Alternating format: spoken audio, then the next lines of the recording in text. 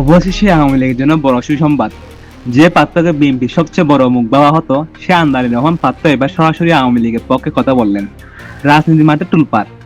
দীর্ঘদিন ধরে বিএনপি জোটের অন্যতম শরিক বাংলাদেশ জাতীয় পার্টির চেয়ারম্যান ব্যারিস্টার আন্দালি রহমান পাত্র আওয়ামী লীগকে নিয়ে কঠোর সমালোচনা করতেন। এটাই সত্য। তিনি সম্প্রতি এক টক শো এবং সংক্ষিপ্ত অধিবেশনে তিনি যা বললেন তা আওয়ামী লীগের নেতা কর্মীদের জন্য নিঃসন্দেহে সুসংবাদ। পাত্র স্পষ্ট বলেছেন, আওয়ামী লীগ এদের স্বাধীনতা সংগ্রামের নেতৃত্ব দেওয়া দল। এই দলকে রাজনীতি থেকে মাইনাস করার চিন্তা যারা করে তারা বোকার স্বর্গে বাস করে। গণতন্ত্রের জন্য আওয়ামী লীগকে রাখবে। তিনি আরো বলেন, আওয়ামী লীগের মতো তৃণমূল পর্যন্ত ছাড়ানো সংগঠন বাংলাদেশে আদি জোটে নেই। শুধু নিষেধাজ্ঞা বা মামলা দিয়ে এই দলকে থামানো যাবে না। জনগণের ঠিক করবে আওয়ামী লীগ থাকবে কি থাকবে না। তারা এই বক্তব্য প্রমাণ করে বিএনপির ভিতরে এখন বাস্তবতা বুঝতে শুরু করেছে। আওয়ামী লীগকে বাদ দিয়ে নির্বাচন বা দেশের ভবিষ্যৎ কোনোটি সম্ভব নয়। পার্থের মতো একজন তরুণ জনপ্রিয় এবং বিএনপি পন্থী নেতার মুখ থেকে এমন বক্তব্য আসার পর আওয়ামী লীগের তৃণমূল নেতাকর্মীর জন্য বড় অনুপ্রেরণা।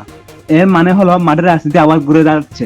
আপনি কি মনে করেন আন্দালি রহমান পাত্র ঠিক কথা বলেছেন? আওয়ামী লীগকে ছাড়া কি গণতন্ত্র অসম্ভব? কমেন্টে আপনার মতামত জানান। আর ভিডিওটি ভালো লাগলে চ্যানেলটি সাবস্ক্রাইব করতে ভুলবেন না। ধন্যবাদ।